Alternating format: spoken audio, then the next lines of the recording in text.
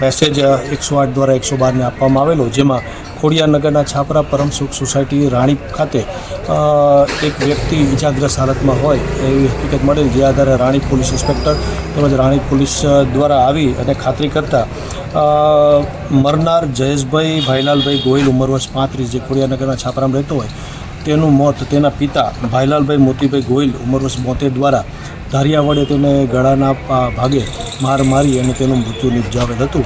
જે આધારે પ્રાથમિક તપાસ રાણી પોલીસ દ્વારા કરવામાં આવતા એવું જાણવા મળેલ કે મરનાર જયેશ કોઈ કામ ધંધો કરતો ન હોય અને પોતાના પરિવાર અને એના પિતા સાથે અવારનવાર ઝઘડો તકરાર કરતો હોય અને જેનાથી કંટાળી એના પિતાએ આજરોજ બરાબર છે ઉપરોક્ત બનાવને અંજામ આપેલ છે.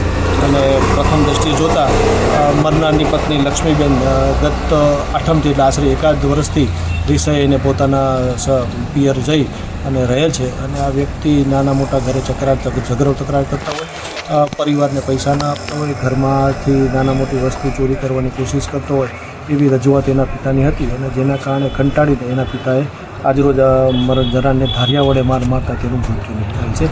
હાલ તપાસ ચાલુ છે, ખરી હકીકત શું છે તે દિશામાં, અને આરોપીના પત્ની આવતા એની ફરિયાદ લેવાનું કામ છે. આરોપીને કેટલા પુત્રો છે કે બાળકો છે? આ પ્રથમ દ્રષ્ટિએ એમની પત્ની સાથેથી વાતચીત નથી, પણ આ કામના આરોપી અને એના પિતાને પૂછતા એને 2 વર્ષની પુત્રી છે સિદ્ધિ, અને મયંક 5 વર્ષનો છે ઉંમર, અને એની પત્ની હાલ સરોદી ખંભાત ધુવરાણ ખાતે એનો મૂળ એનું વતન છે. આવ્યા પછી આગળની હકીકત ખ્યાલ આવશે. ઓકે.